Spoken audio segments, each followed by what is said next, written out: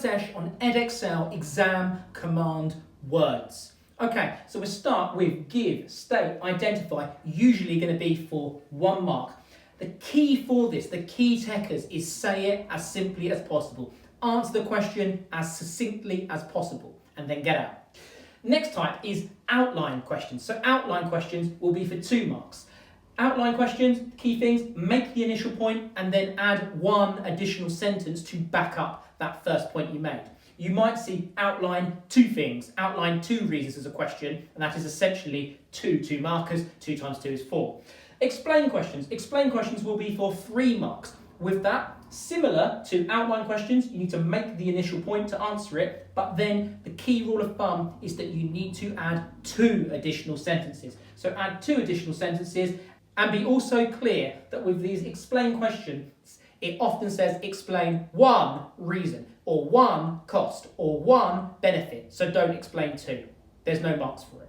To help you explain these questions and add those 2 additional sentences, remember to use your key trigger phrases such as a result, therefore, this means, as a consequence, this leads to. You can use them all to help bring that knowledge that I know is in your head out and onto the paper. The next type of question we're going to look at is discuss questions. So you've got discuss questions that are for 6 marks. They are non-context based, and there's probably 2 ways to answer these questions. The first is you make 1 point and you make 5 expansion points on that, 5 additional sentences. The other way is that you make 2 points and then you treat it like 2 explain questions. So you'll make 2 additional sentences on top of each of your 2 points.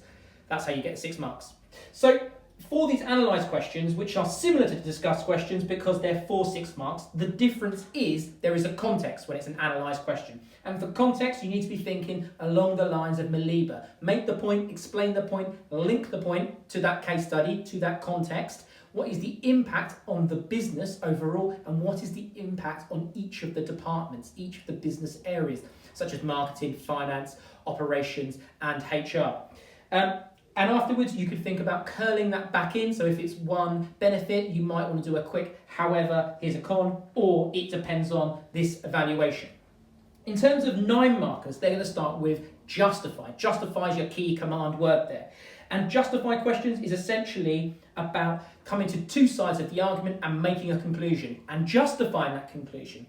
Another way to think about justify questions is effectively it's asking you to make a recommendation ultimately, so do that. A way that you could answer it is on one hand and then make a Maliba point, be sure to evaluate, it depends on this, and then come from the other side, on the other hand, make your Maliba point and then be sure to evaluate, it depends on, and then you must make a judgment. And for that judgment, you're thinking Anthony Joshua knockout, AJKO. Answer the question, justify why, then what is the key drawback of this, and then O, long term, why in the long term it's still the better reason, it's still the better recommendation, it's still the better option. 12 markers are going to be evaluate. For evaluate questions, you're thinking about appraising the evidence, analysing it, and then coming to a supported conclusion. That's what the evaluate question is. That's going to be the bad boy at the end of your paper, the 12 marker. The technique for that is make the definitions that you've got in the questions, pick up the low-level AO1 marks, then do a Maliba on 1 point, it depends on, then go to the other, Maliba, it depends on, and then come to a judgment and again look to make that Anthony Joshua knockout, AJKO. I hope that helps with Edexcel exam command words, and I'll see you at the next video.